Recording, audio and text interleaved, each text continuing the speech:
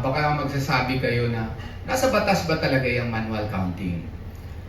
Kung basahin nyo po, yung pinakauna nating Omnibus Election Code po, nandun na po yan, Section 210 yan sa Omnibus Election Code, na kailangan yung mga balota, basahin, may unimpeded view yung mga watchers po, at saka kailangan naka-record po yung mga resulta. Okay. Nung pinasa po yung Republic Act 6646, basahin nyo, Section 12 po yan ng Republic Act 6646. Tapos, sa Republic Act 7166, nandun din yan siya, na dapat may unimpeded view yung mga watchers doon sa balota. Na-amend lang yan ng Republic Act 8436. Kasi nga po, doon sa Republic Act 8436 na napasa noong December 22 of 1997, full automation na po yun. Pero ibinalik yan under Section 31 of Republic Act 9369 noong January 23 of 2007. Tapos, yung Section 31, pare-pareho ang wording doon sa Republic Act 7166, RA 6646, and Section 210 of the Omnibus Election Code. Yan po ang batas. Kaya nga po, gusto namin ma-implementa yan, at saka gaya ng sinabi ng ating magiting napakagaling na abogado niya sa Attorney Raul Lambino, no? Yan po yung doktrina na yon na it may be moot and academic, no? David versus Arroyo ang first decision yan. Yung kung constitutional issues na may grave abuse of discretion or capable of repetition yet evading review. Oh, eto, this is capable of repetition yet evading review kasi baka sa 2028 mangyayari na naman ito.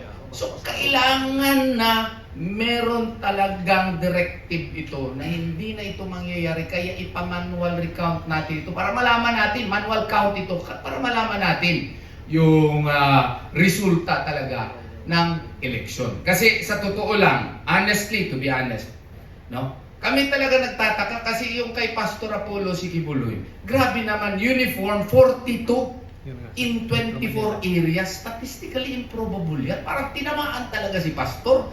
Tapos nilagay pa yung mga boto, 5 million lang. Grabe naman, no? So, ang sa amin ay para ma-erase yung mga doubt na yan. Ipahiya niyo si Pastor, nangyari na yan. Pahiyang-pahiya na yan, nakakulong na yan. Ano pang gusto niyo? Prinis na lahat ng mga pondo ng mga kumpanya na affiliated sa kanya. Nakakulong na siya, nagkasakit na. Tapos dito sa eleksyon, pinahiya niyo siya, nilagay sa number 42 in 24 different sites. Ano pang kulang? Okay, nakuha na niyo lahat? Oh, ngayon naman pagbigyan niyo kami. Oh, kung pwede, i-manual count natin. Para naman, magkaalaman, yun ang batas eh. Kailangan natin na ma-implementa yung batas. Tinuturo po natin sa law school, the essence daw of democracy, and it is exemplified because Demos Kratos, rule of the people, it is exemplified in the ability of a state to allow its citizens to freely vote its officers or their officers. Pero hindi na pala ngayon. Hindi lang to freely vote, to ensure likewise that their votes are counted. Democracy is pointless if we cannot ensure that the votes of the populace, the votes of the voters, are not really and honestly, credibly counted. That is the essence of our call, because this is the only time by which we can say that the power of the people is really exercised through the voting process, and we should ensure, COMELEC should ensure that such process should be sacrosanct, and it is the job and bounden duty of the Commission on Elections under the 1987 Constitution that such happens, that the results of the election should be accurate and credible. And since there is a cloud of doubt, it's like a sword of Damocles hanging over the head of the powers that be in the Commission on Elections. There is a cloud of doubt as to its integrity, as to its truthfulness, the results thereof.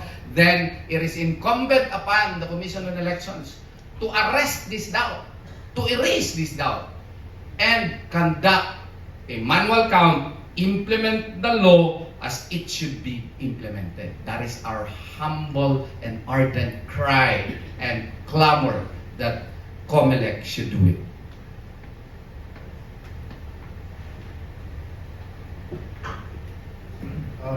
Any more questions, please? Good afternoon. Kaya na lang. IB, pakian na lang yung pati.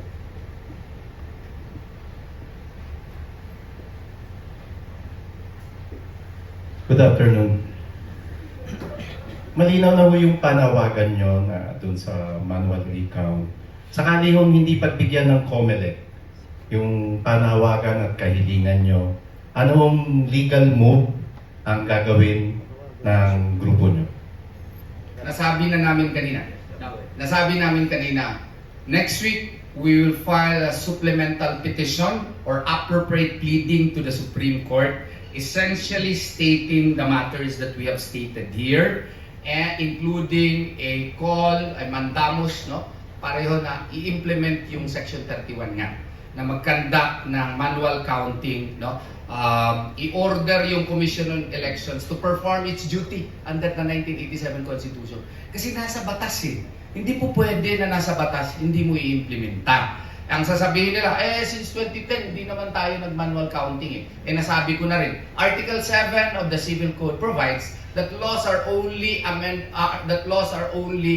amended by subsequent laws. And its non-use, non-practice is not an excuse for its non-implementation. Even if there is a custom to the contrary, even if there is a practice to the contrary, it is still the mandate of the COMELEC to implement what should be implemented. And since Section 31 mandates that there should be manual counting, dapat ginawa po nila yun. Okay. Sige po. If I may respectfully add, more than what we can do now, I would like to reiterate my earlier call, yung mga natulungan ng malaking bahagi ni Pangulong Duterte sa kanyang pag-endorso. Ganun din, ni Vice President Inday Sara Duterte, we should lead a whole-of-nation approach in really overhauling our election system.